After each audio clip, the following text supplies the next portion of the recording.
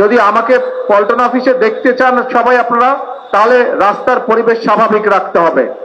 আচ্ছা, ওই পাশে যারা আছে একটু রাস্তাটা ছেড়ে দেন, ওইখানে একটা অ্যাম্বুলেন্স আছে, অ্যাম্বুলেন্স থেকে যেতে দেন।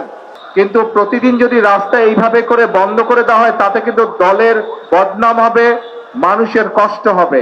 ঠিক আছে, এইভাবে প্রতিদিন রাস্তা বন্ধ করা যাবে না।